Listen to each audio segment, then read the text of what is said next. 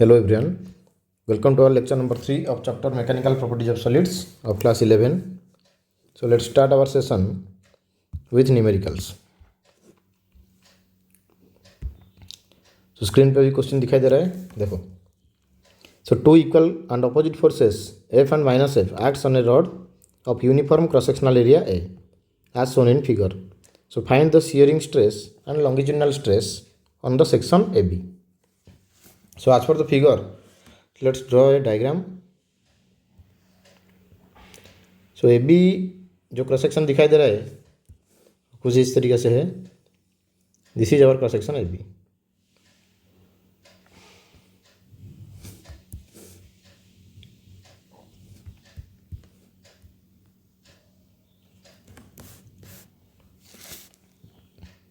तो इसके ऊपर ये है तुम्हारा A B cross sectional area and angle theta is mentioned, angle of inclination of cross sectional area AB with respect to horizontal axis.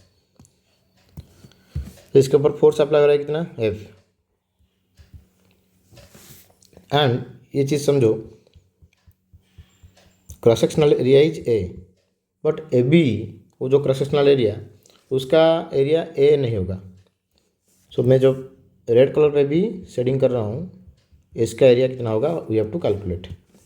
So as per the figure this blue colour area of cross section is A. This is our A. That means जो triangle अभी दिखाई दे रहा है blue colour triangle, in this blue colour triangle if you will calculate what is sine theta. Sine theta is equal to A by let A B cross sectional area is A dash, A by A dash. So the answer will be A dash is equals to A by sin theta. Yes. And जो force दिखाई दे रहा है F, when you will split it into component formats, then you will get this is one component of force which is perpendicular to AB, and this is another component which is tangential or parallel to AB cross sectional area. So this is your this angle is theta as per the geometry. अभी यहाँ पे देखो Z format दिखाई दे रहा है सबको बस. सो ये दोनों एंगल इक्वल होगा. So angle attaching component is cos component. This is F cos theta and this one is F sine theta. So now you can calculate the longitudinal stress in a very easy manner. So as per the question, longitudinal stress will be, what is that? Perpendicular force upon area A dash. So F perpendicular कौन सा force है F sine theta. Next area A dash is A by sine theta. So the answer will be F by A sine square theta. This is our longitudinal stress. And another one is shear stress. So इसका answer क्या होगा? Shear stress is equal to tangential force divide by A dash. तो tangential force that is your F cos theta divided by a dash का value a by sin theta. So we can say f by a sin theta into cos theta. So both numerator and denominator पे 2 multiply करने से क्या हो जाएगा? This will become f by 2a and denominator पे क्या होगा 2a sin theta into cos theta that can be written as sin 2 theta. So this is the answer of shear stress as per the question. I hope this answer and explanation is clear to all of you. So now let's discuss one theoretical topic, that is breaking length.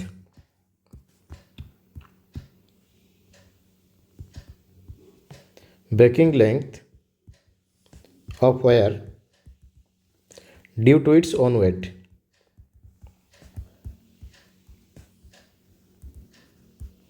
ये छोटा सा part है 2 marks का part. देखो, so let us consider this is your fixed rigid support and this is our wire and this is wire of length L.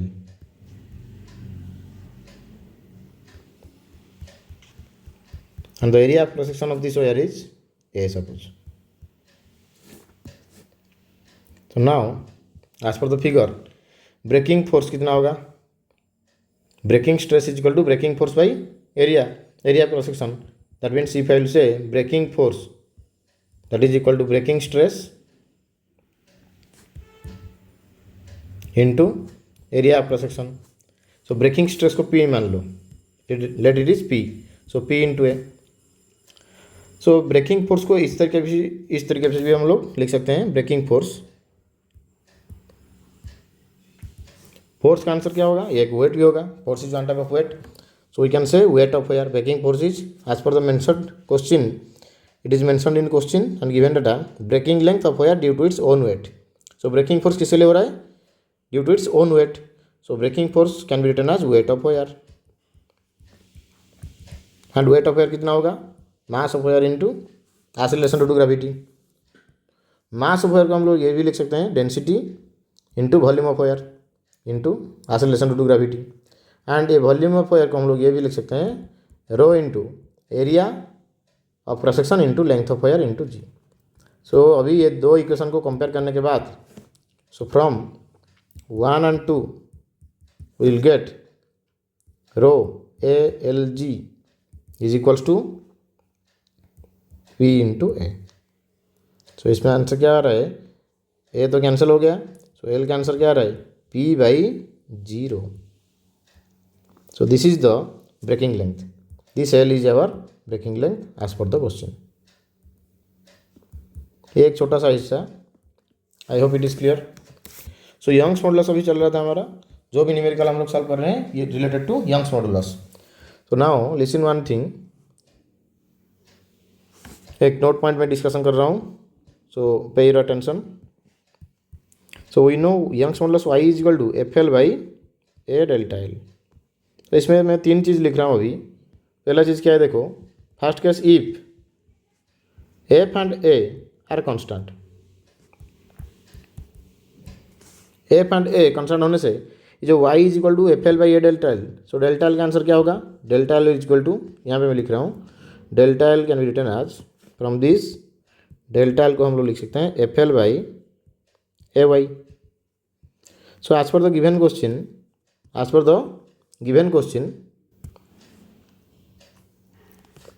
F and A are constant.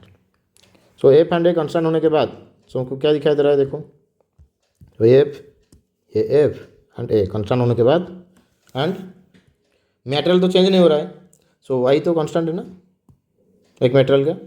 सो क्या मिल रहा है अभी, then we can say delta L is directly proportional to L. So under this condition delta L is directly proportional to length. लेकिन अभी second condition को observe करो. सो ये पूछ रहा है if F and volume are constant. So अभी ये एक्सप्रेशन को कैसे लिखना है हमको, तो delta L is equals to FL/AY. So अभी मल्टीप्लाई करो FL/AY and both numerator and denominator पे L मल्टीप्लाई करो. ऐसे करने से हमको क्या मिलेगा, numerator will become FL² and denominator will become area into length, that is your volume into Y. So as per the question F and V are constant, F and V constant, and Y तो एक constant है एक material का. सो क्या मिल रहा है अभी, delta L proportional to L². यही है important question, this is actually very very important. And अभी मैं थर्ड केस पूछ रहा हूँ, अभी case number 3 now discuss. If I will ask if volume is constant,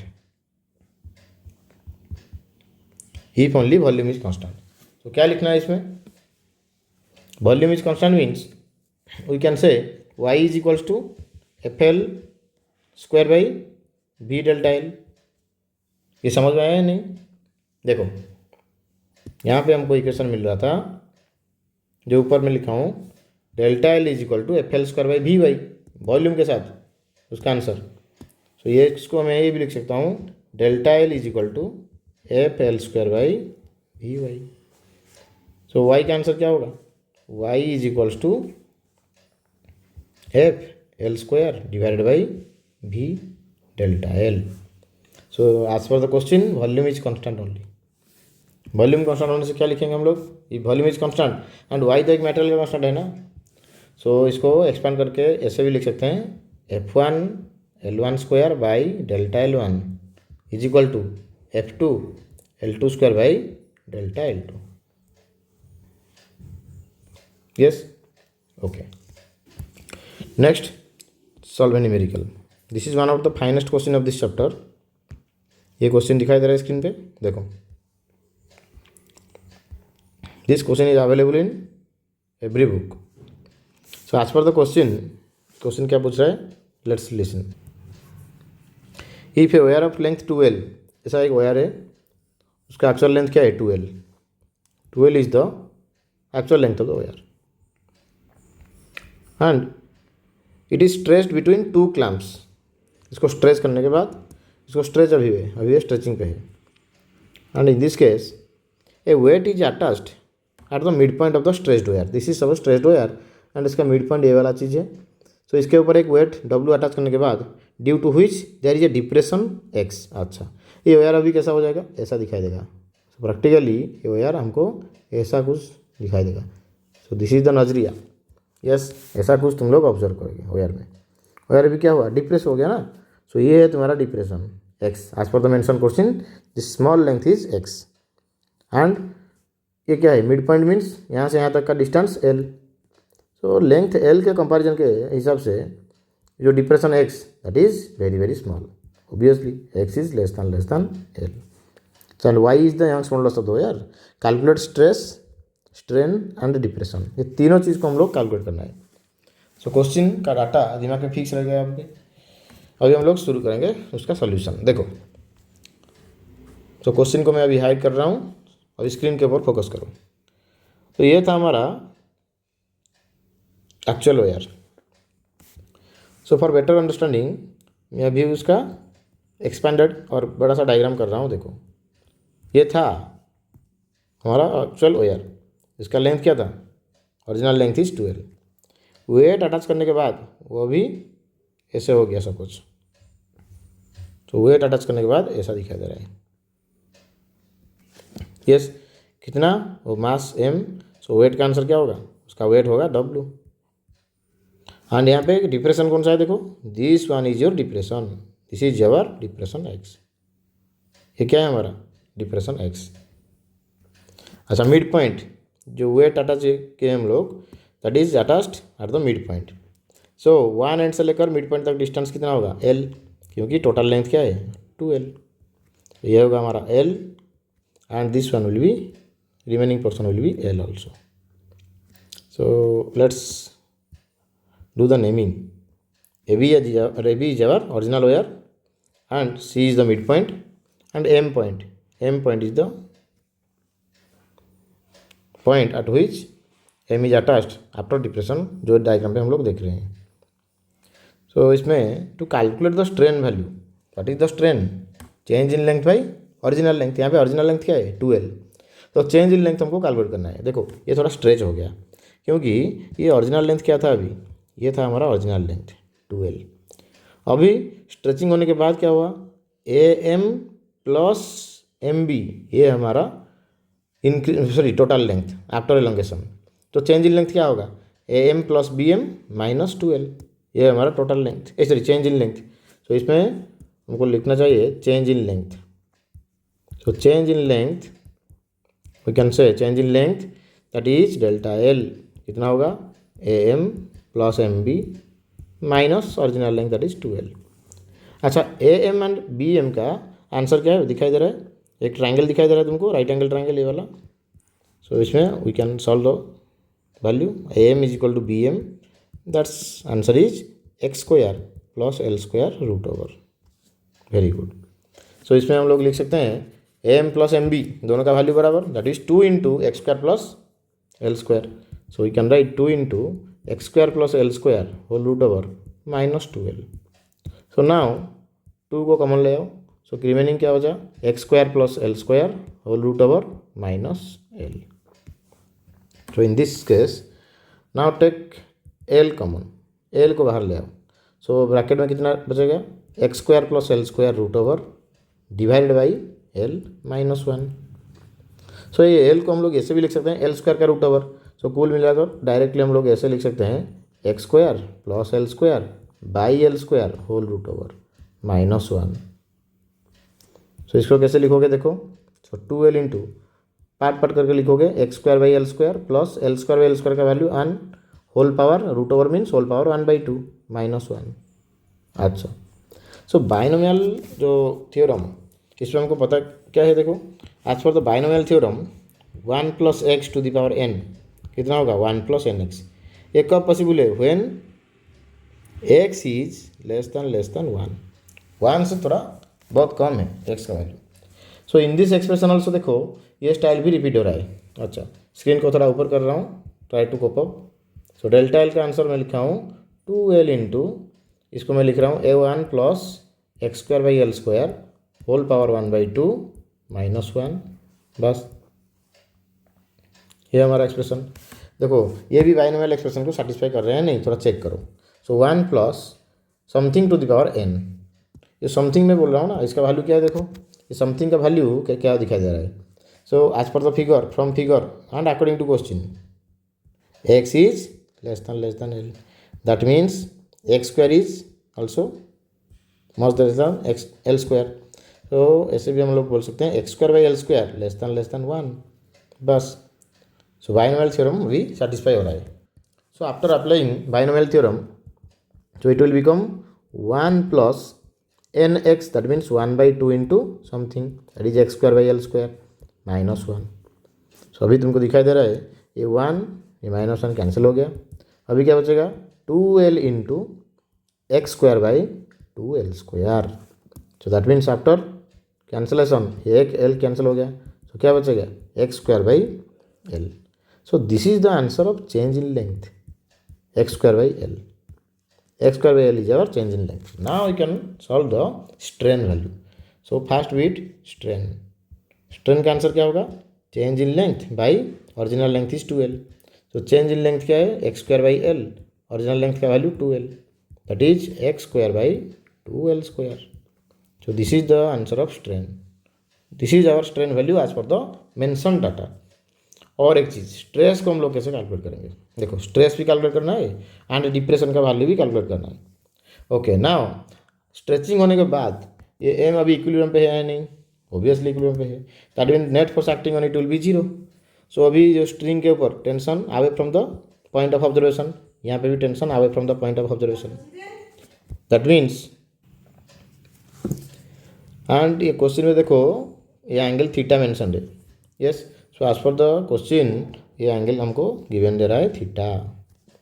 so T को हम लोग कंपोनेंट में स्प्लिट करने के बाद क्या दिखाई दे रहा है, देखो एक component along x axis and दूसरा वाला along positive Y axis, and इसमें भी देखो ये एक कंपोनेंट होगा एंड ये भी एक कंपोनेंट होगा। तो जेड फॉर्मेट देखो दिखाई दे रहा है, देखो तो ये angle theta means this is also theta as per geometry, इसमें भी ये एंगल थीटा होगा एंड यहाँ पे भी this angle is theta. So this will be T cos theta, this is T sine theta, sorry T cos theta, angle attaching component cos component T cos theta, and ऊपर वाला component क्या होगा along positive Y axis, this is T sine theta and this is also T sine theta. So देखो M body के ऊपर, M मास वाला body के ऊपर नीचे कितना फोर्स अप्लाई हो रहा है डब्ल्यू, ऊपर T sine theta plus T sine theta, that is 2t sign theta. So from figure T times sin theta equal to W, we can write from figure 2t sin theta is equal to W। और एक चीज़ याद रखो, सो ये जो figure दिखाई दे रहा है ये थीटा क्या है एक्चुअली, ओरिजिनल फिगर को देखो ये theta actually very very small दिखाई दे रहा है, ये पिक्चर दिखाई दे रहा है देखो ये theta angle that is very small. So we can apply small angle approximation in this case obviously, that means sine theta को हम लोग ये भी लिख सकते हैं, if theta is very very small sine theta nearly equal to theta nearly equal to tan theta, small angle approximation. So sine theta को हम लोग टेन थीटा भी लिख सकते हैं। सो टेन थीटा लिखने के बाद क्या करोगे, आफ्टर राइटिंग टेन थीटा देखो तुम लोग ये ब्लू कलर वाला ट्रायंगल को कंसिडर करो। सो इसमें टेन थीटा का आंसर क्या मिल रहा है x by L, perpendicular by base. So now let's write 2t sine theta 2t tan theta. मैं क्यों चेंज किया पता चल गया, आज theta is very very small and आज पर स्मॉल एंगल अप्रोक्सीमेशन, आज पर small angle approximation, we can say sin theta nearly equal to theta nearly equal to tan theta बस. सो tan थीटा का आंसर क्या मिला 2t into x by l is equal to डब्ल्यू. So t का answer क्या आ रहा है अभी, t का आंसर आफ्टर क्रॉस मल्टीप्लिकेशन डब्ल्यू L by 2x. This is the value of tension t. Now we can calculate the stress value. So stress का आंसर क्या होगा, stress is equal to storing force by area, और इसमें force का role कौन play कर रहा है, टेंशन, टी बाई ए बस. So W L by 2ax ये हो गया हमारा स्ट्रेस का आंसर. सो स्ट्रेस कैलकुलेट करने के बाद उसका यंग्स मॉडुलस तो गिवन है ना y. So now we can calculate the depression value. How, now see. So we know Young's modulus y is equal to stress by strain. तो now we can say y is equals to stress का answer क्या है W L by 2ax divide by strain हमको मिल रहा था X square by 2l². तो this is X square by 2l². So we can say W L by 2a into depression x into 2l² by x². So this is the value of y.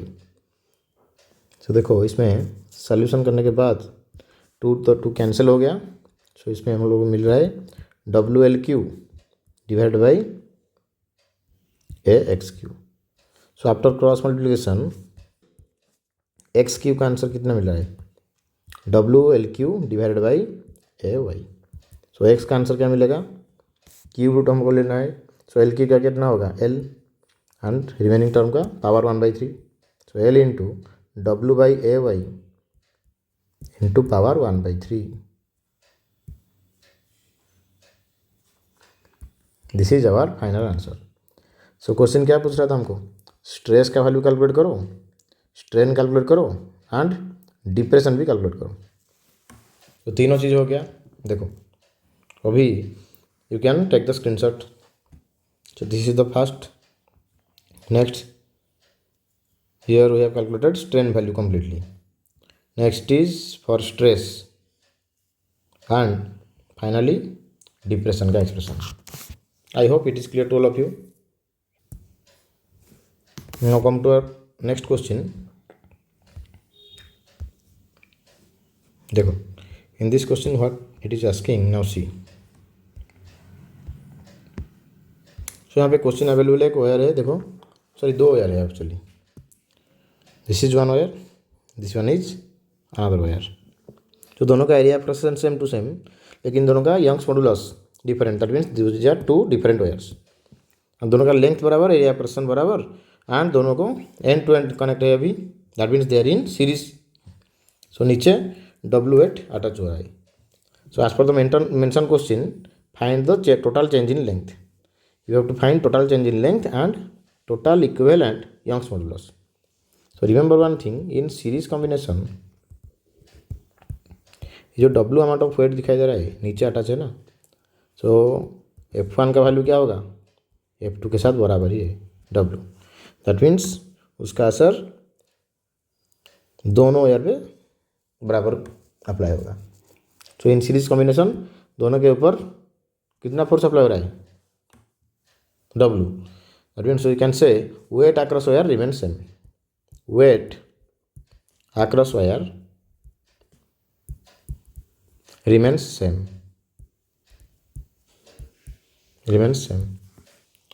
Now come to solution.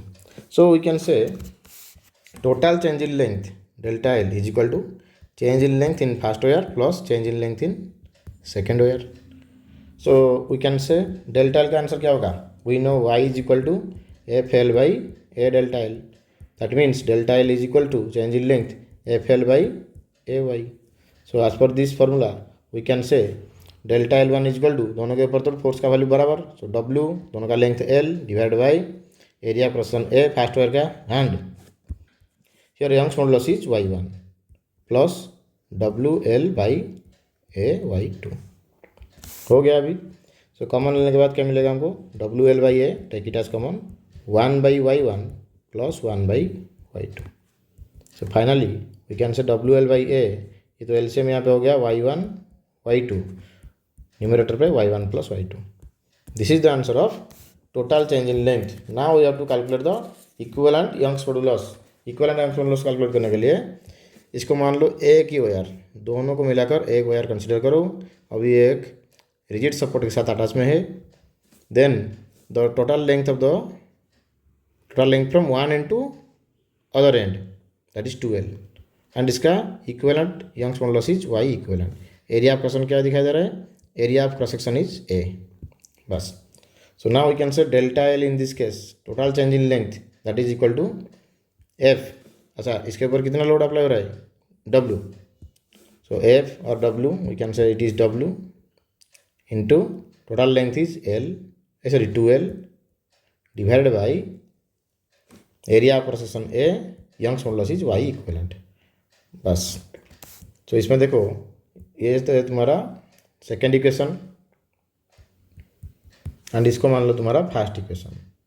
So first equation पे we have calculated total change in length, from second we have calculated in second equation, that is total change in length.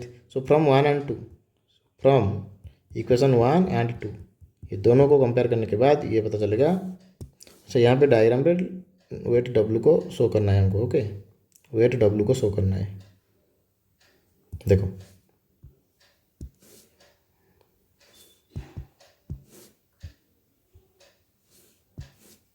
ये हमारा length 2L and यहाँ पे W wait attach हुआ है, and उसका area of cross section कितना है, that is our A।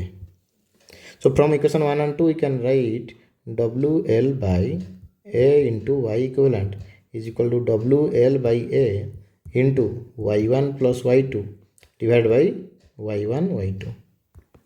देखो कैंसिल हो गया दोनों साइड से, WL by A। So 1/y equivalent का आंसर क्या मिल रहा है, 1/y equivalent is equal to y1 plus y2 divided by y equivalent, divide by y1 y2, divide by y1 into y2। So finally y equivalent का answer ये लिख सकते हैं हम लोग, y1, सॉरी कहाँ पे गलत हो गया, यस, ये सेकेंड इक्वेशन पे देखो यहाँ पे क्या लिखा हूँ, W into 2L divide by A into y equivalent, that means यहाँ पे 2 छूट गया है, दैट मीन्स इधर 2 बचेगा। So 2/y equivalent equal to this much, so y equivalent equal to 2 into y1 y2 divided by y1 plus y2। This is your final answer.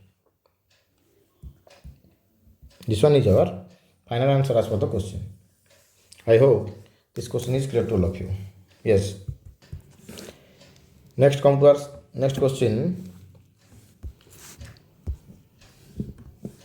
देखो ये question क्या शो कर रहा है, as per the given question, two rods A and B each of equal length but different materials, that means दोनों का Young's modulus different है। तो इसका y1 सपोज, इसका y2, are suspended from a common support, ये है उसका common support दोनों का, as shown in figure. The rods A and B can support a maximum load of, W1 का वैल्यू क्या मेंशन है, देखो W1 is 600 newton and W2 6000 newton. So maximum this much amount of force or this much amount of load can be attached with the wire A and B respectively if their cross sectional area are A1 is equal to, अच्छा cross sectional area mention है तुम्हारा, एक तुम्हारा first wire, this is suppose first wire, this is your second wire, इसका cross sectional area 10 millimetre square and second वाला का cross sectional area 1000 millimetre square. So question पूछ रहा है आइडेंटिफाई द स्ट्रॉन्गर मटेरियल। तो simply remember one line, stress means stress जिसका ज़्यादा होगा वो है stronger material. So stress deals with stronger material has more stress, we know stronger material means it is having more stress, so stronger material has more stress. Now तुमको पता चल गया what we have to do in the numerical in order to find the answer, let's see. So पहला का stress calculate करो, sigma 1 that is stress 1, formula क्या है, stress का फॉर्मूला हमारा force by area of cross section. So यहाँ पे 600 divide by area of cross section, 600 क्या है न्यूटन, यस, एंड इसका 10 मिलीमीटर स्क्वायर।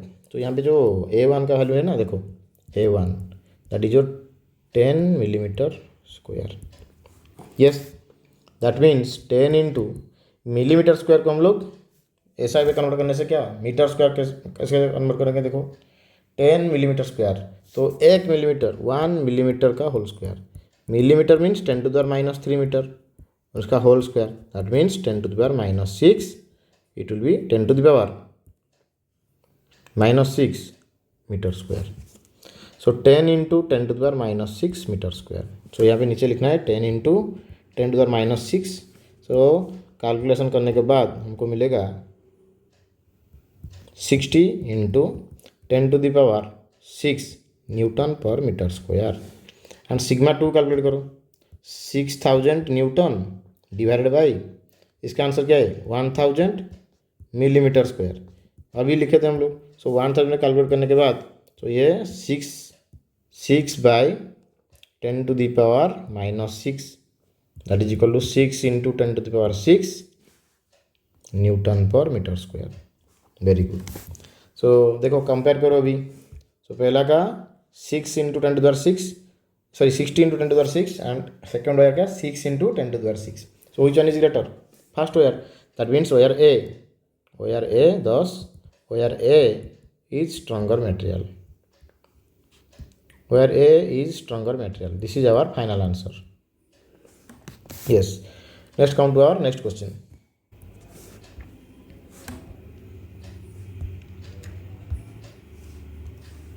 यस, ये एक अच्छा क्वेश्चन है, देखो। So as per the question the dimensions of 4 wires of the same material are given below.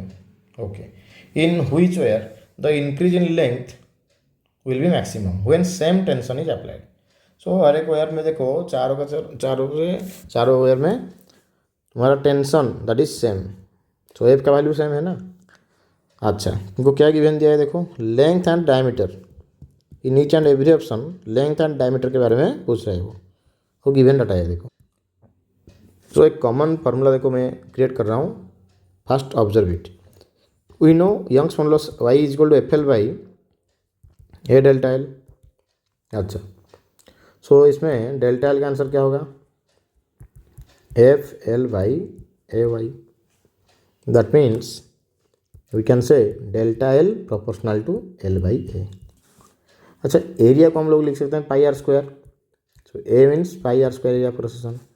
Are square को हम लोग ये भी लिख सकते हैं D square by 4, that means 4 by pi D square by 4। सो कुल मिलाकर डायरेक्ट हम लोग ये भी लिख सकते हैं डेल्टा एल प्रोपोर्शनल टू कितना D square, sorry L D square, कहाँ पे गलत हो गया, यस लास्ट एक्सप्रेशन यहाँ पे। तो इसको फाइनली हम लोग क्या लिखेंगे 4L divided by pi D square. So we can say delta L is directly proportional to L divided by D square, L by D square.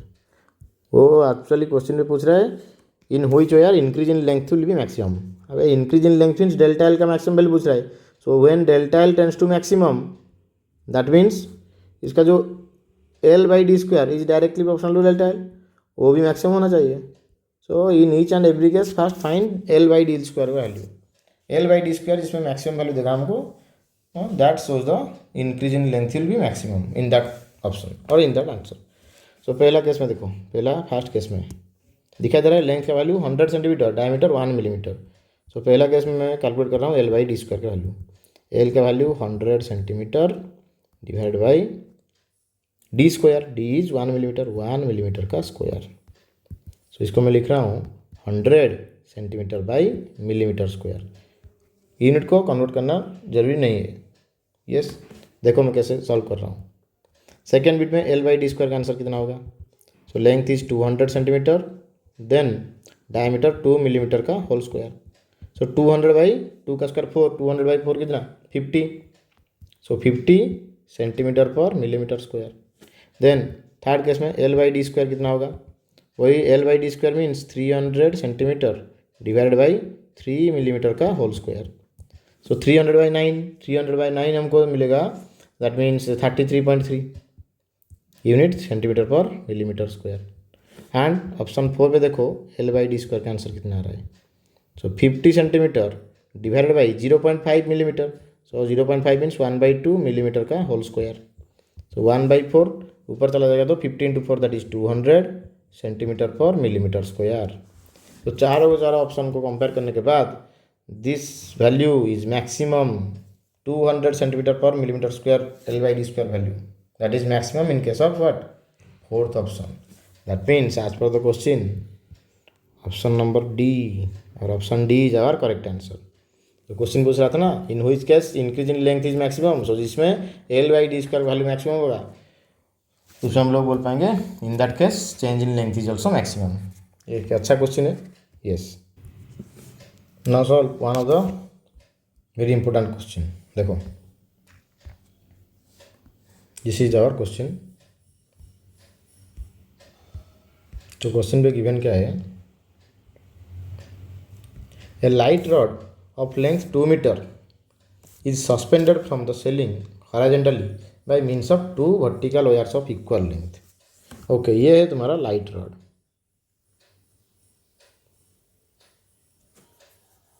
ये तुम्हारा रॉड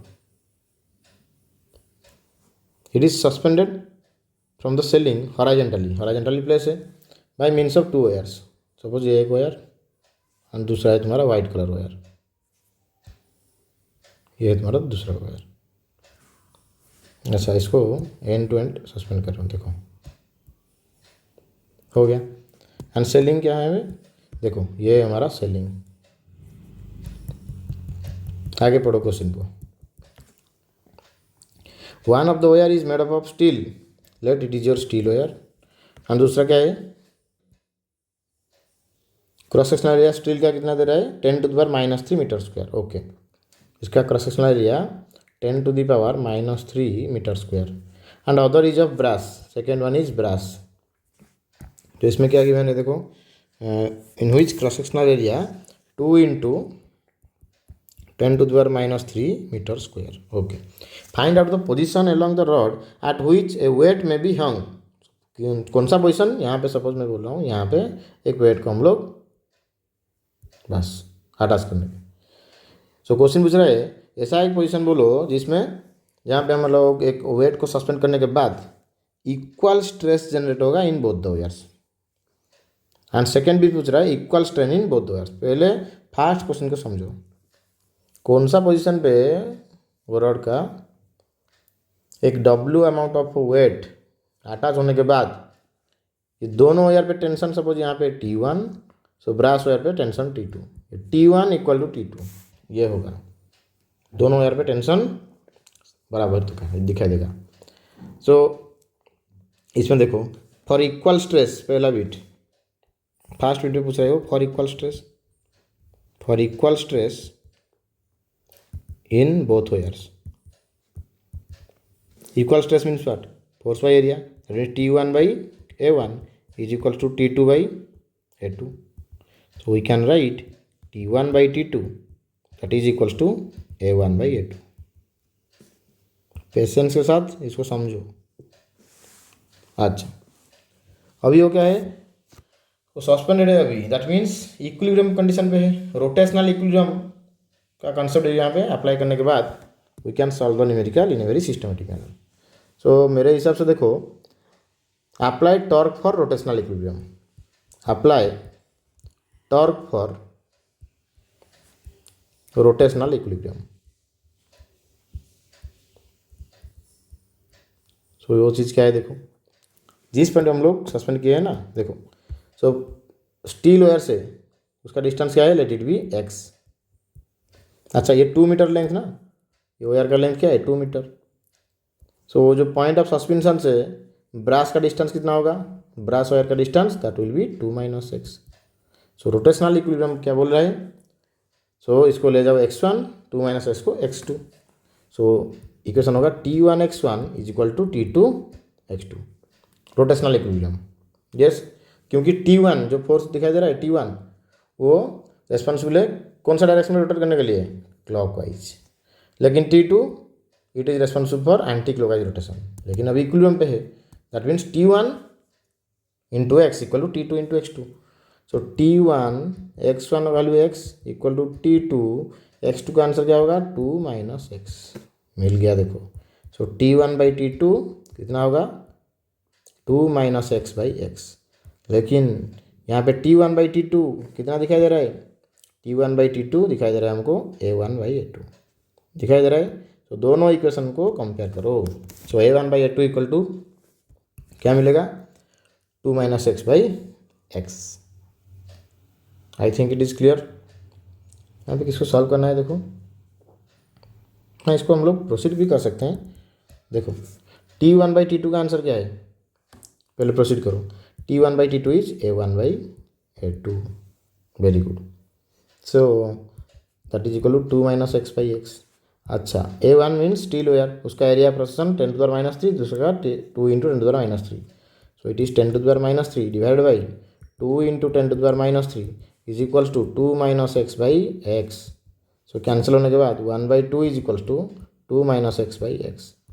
सो क्रॉस मल्टीप्लाई करो, 4 minus 2x is equal to x.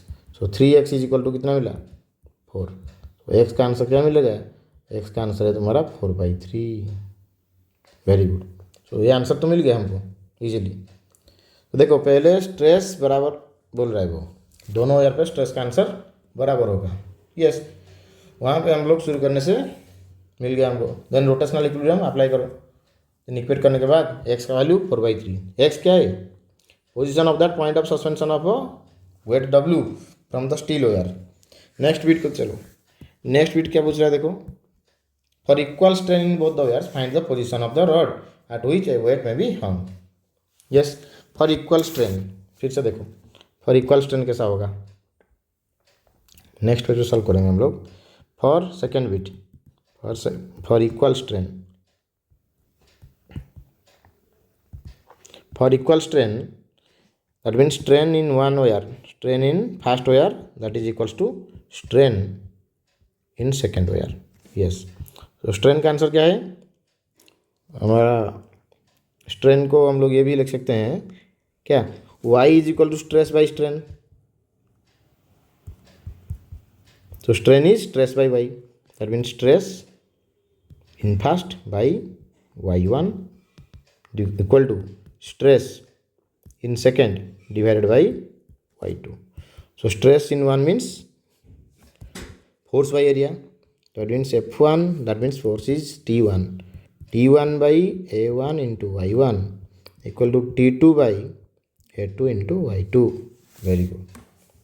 तो इसमें T1/T2 का answer क्या मिल गया, A1 y1 divided by A2 y2।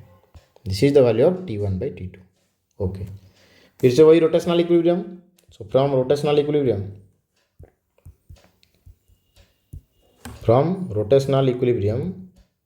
Diagram याद है देखो। सो कितना लिखेंगे हम लोग, T1x equal to T2 into 2 minus x. So T1x is equal to T2 into 2 minus x. So T1/T2 that will be equal to 2 minus x by x. So now ये दोनों equation को compare करो। दोनों equation को compare करने के बाद क्या मिलेगा देखो, comparing two equation we can say 2 minus x by x is equals to A1 y1 by A2 y2, बस। सो A1 दैट इज 10⁻³ A2 का answer 2 into 10⁻³ y1 by y2, देखो फिर given data y1 by y2, y1 means steel wire, steel का answer दिया है ऐसे ही 2 into 10⁻11। सो यहाँ पे लिखूँगा मैं 2 into 10⁻11 divided by 10⁻11।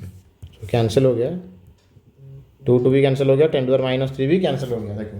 So cancel होने के बाद क्या मिलेगा देखो, कैंसिल होने के बाद यहाँ पे हमको मिल रहा है 1, very good.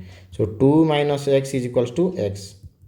So 2x is equal to कितना 2, so x is equal to 1, x is equal to 1 meter, बस।